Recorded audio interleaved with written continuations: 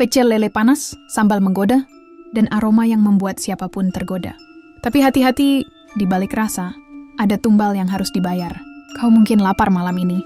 Tapi jika kau duduk di warung itu dan memesan sambal spesial, ingat satu hal. Satu suap terakhir bisa membuatmu tak pernah pulang.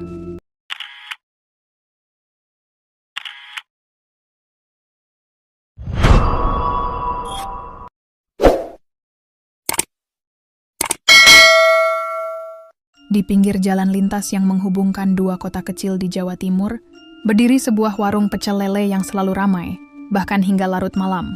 Warung itu dikenal dengan nama Pecel Lele Mbak Ning.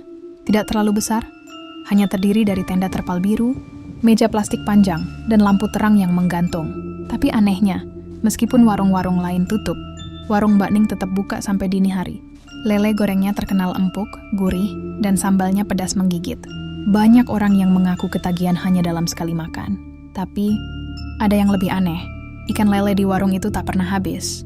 Bahkan saat stok lele di pasar sekitar menipis, Mbak Ning tetap bisa menyajikan puluhan porsi tiap malam. Beberapa pedagang lain mulai curiga. Seorang tetangga warung, Mas Bowo, pernah secara tak sengaja melihat Mbak Ning tengah membuang sesuatu ke sungai di belakang warung sekitar pukul 3 pagi. Ia penasaran, lalu mengendap-endap ke tepi sungai.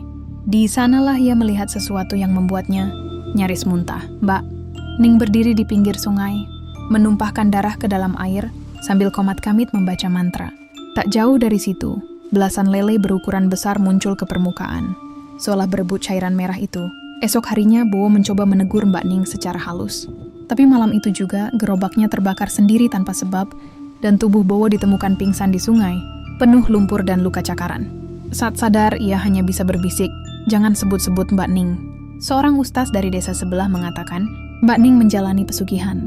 Lele penunggu sendang, praktik gaib, yang melibatkan perjanjian dengan penunggu sungai hitam, makhluk air yang bisa mengubah wujud ikan lele menjadi makhluk peliharaan setan. Tapi perjanjiannya tak gratis.